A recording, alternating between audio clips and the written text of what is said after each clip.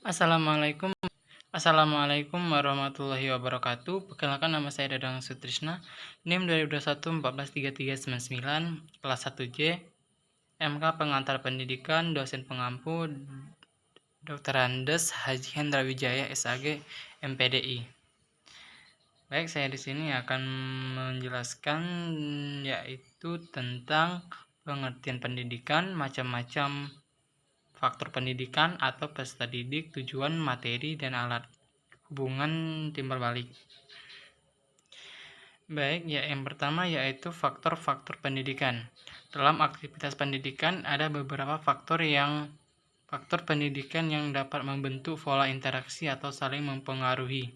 Adapun faktor-faktor pendidikan tersebut meliputi adanya tujuan yang dicapai, adanya tenaga pendidik, adanya peserta didik, tersedianya materi ajar atau kurikulum, terbentuknya metode ajar, dan terkondisinya situasi lingkungan pembelajaran yang kondusif.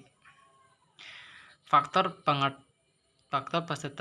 peserta didik adalah orang yang menerima pengaruh dari seseorang atau sekelompok orang yang menjalankan kegiatan pendidikan.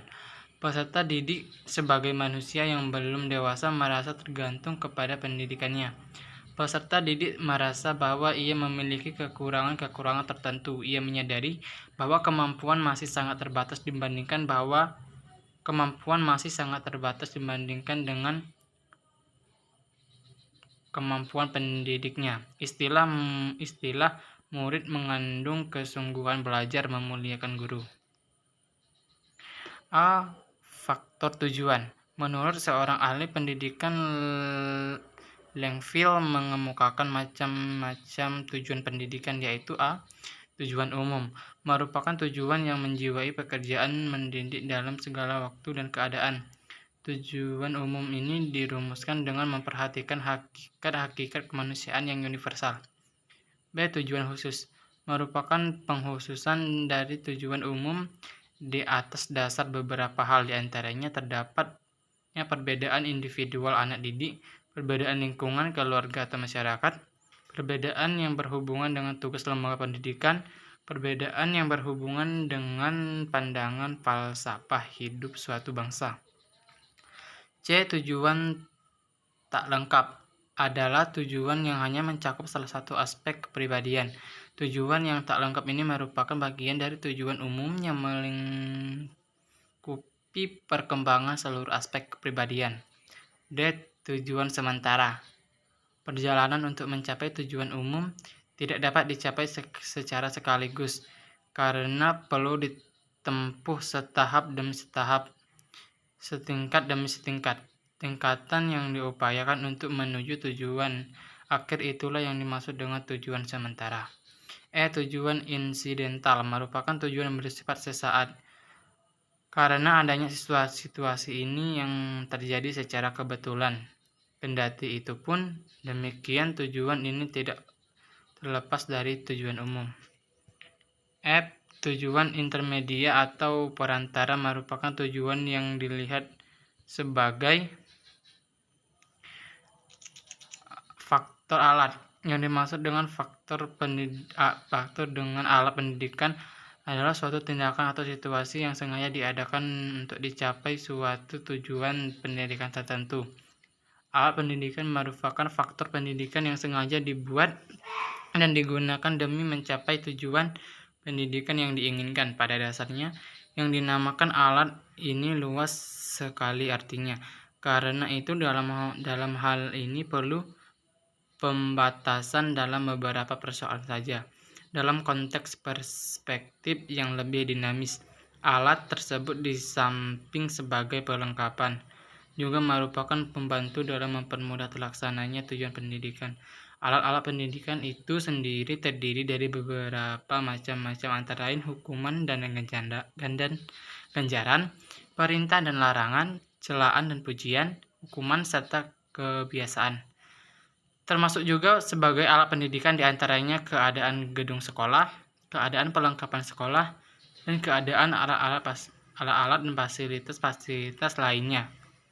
Oleh karena itu, dalam memilih alat pendidikan, Ada beberapa hal yang perlu diperhatikan, yaitu A. Tujuan yang ingin dicapai, B. Orang yang menggunakan alat, C. Untuk siapa alat digunakan. Faktor materi. Agar interaksi dapat berjalan baik dan tercapai tujuan, maka di samping dibutuhkan pemilihan materi pendidikan yang tepat, perlu dipilih metode yang tepat pula. Metode adalah cara menyampaikan materi untuk mencapai tujuan pendidikan. Sebagaimana telah dinyatakan bahwa guru tidak boleh memberi pengaruh kepada pelajar dengan metode yang akan merusak fitrah murid-muridnya. Hubungan timbal balik antara faktor pendidikan. 1. Pengaruh sekolah terhadap masyarakat. Dalam hal ini, pengaruh sekolah terhadap masyarakat pada dasarnya tergantung kepada luas tidaknya serta kualitas output pendidikan atau sekolah itu sendiri. Semakin besar output sekolah tersebut dan dengan disertai kualitas yang mantap, dalam artian mampu tak sumber daya manusia atau human resource yang berkualitas, maka tentu saja pengaruhnya sangat positif bagi masyarakat. A. Mencerdaskan kehidupan masyarakat. Dengan pendidikan, kecerdasan anggota masyarakat dapat tercapai untuk mengkader generasi yang siap menapaki masa depan dengan berbekal ilmu pengetahuan. B. Membawa pembaruan dan perkembangan masyarakat. C. Menghasilkan masyarakat yang siap pakai dan terbekali dalam lapangan pendidikan. D. Menghasilkan masyarakat yang bersifat konstruktif sehingga tercapai integrasi sosial yang harmonis. E. Mentransformasikan budaya sekolah untuk pengembangan budaya masyarakat. 2. Pengaruh masyarakat terhadap sekolah. Sebagaimana dikemukakan terdahulu tentang keterkaitan masyarakat dengan pendidikan adalah sangat erat dan saling mempengaruhi. Suatu kenyataan bagi setiap orang bahwa masyarakat yang baik, maju, modern ialah masyarakat yang di dalamnya ditemukan suatu tingkat pendidikan yang baik, maju, dan modern pula, dalam wujud lembaga-lembaga maupun jumlah dan tingkat pendidikan yang terdidik. A. Identitas dan dinamakan masyarakat membawa perubahan terhadap orientasi dan tujuan pendidikan. B. Realitas sosial budaya masyarakat membawa perubahan dalam proses pendidikan. C. Perubahan sosial akan membawa perubahan dalam materi pendidikan. Ada 3 macam kehidupan keluarga yang sangat berpengaruh dalam proses belajar pendidikan di sekolah.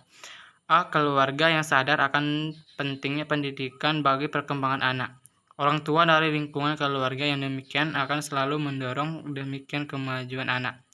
B. Keluarga yang acuh tak acuh terhadap pendidikan anak. Keluarga yang semacam ini tidak mengabaikan peran untuk mendorong atau melarang terhadap kegiatan yang dijalani anak. C. Keluarga yang antipati terhadap dampak dari keberadaan pendidikan di sekolah atau di masyarakat sekitarnya. Orang tua dan keluarga yang semacam ini akan menghalangi dan menyikapi dengan kebencian terhadap kegiatan yang dilakukan oleh anaknya. Itulah dia penjelasan dari saya. Saya akhiri. Wassalamualaikum warahmatullahi wabarakatuh.